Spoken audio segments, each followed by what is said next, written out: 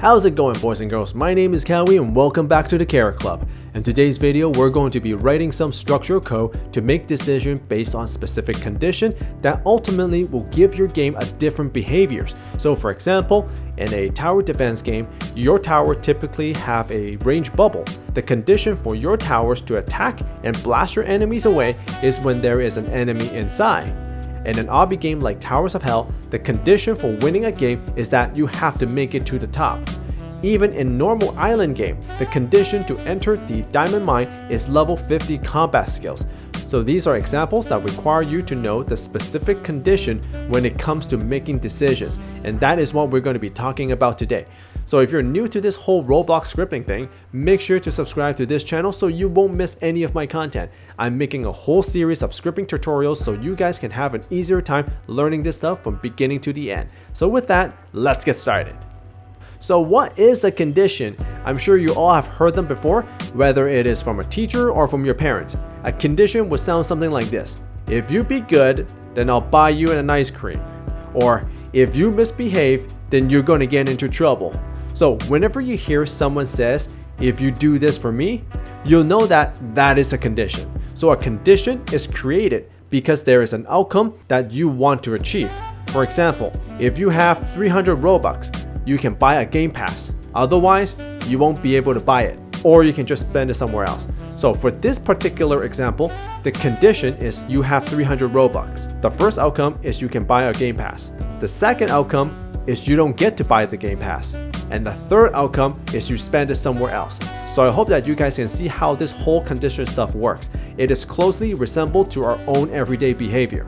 Now, to write this inside of Studio and instruct the computers to make decisions, you have to write out every bit of detail because the computer doesn't know anything about your game, not until we tell it what to do. So the first thing you need is you need to know what the condition is, and second, you need to know what the outcome is. To do that, we'll write if statements, and this is what it's going to look like.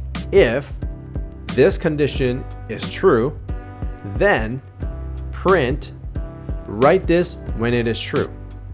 Else, which is another word for otherwise, print the condition is false. The end. So this is the structure to follow when you want the computer to make decisions in your game. Now let's break this down and see what is actually happening. So the first thing we notice is that we got the reserved keyword if, which is a word that instructs the computer to start making a decision for us. Inside of the bracket, we have a specific condition that the computer must follow, and it must resolve to being true or false. Once the condition is resolved to true or false, the program would then do one of two things. When it is true, it will run this part of the code that is right under the if statement. So it'll say, write this when it is true. As soon as it does that, the else part of the code will be ignored because an if statement can only have one outcome.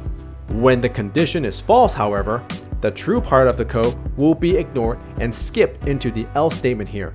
So it'll say the condition is false, and the decision-making process ends there. So let's take a look at a real example with real codes. Let's replace all of these words and use something that we will see in a game. I'm going to create a variable called health equals 100. And I'm going to replace the stuff inside of the condition with health equals 100. For the true condition response, I'm going to write you are alive. And for the false condition response, I'm going to write you are dead. So if you were to run this program now by pressing the play button, you can see that it says you are alive because I have 100 health, and 100 health does in fact equal to 100. So you are alive. But what if I change the health to 0? Now it will say you are dead. So that is the basics of if-else statement. Now, what if I say health is equal to 50? When I run this, it'll say that I am dead, but clearly having 50 health isn't dead. Now the reason for this is because the if statement only checks if health is 100. It doesn't know how to make decisions on anything else. So if we read the code carefully, does 50 equal to 100? The answer is no, it does not. So it considers you are dead.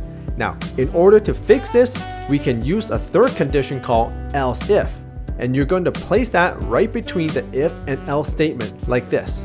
Else if health equal to 50, then print you are half alive.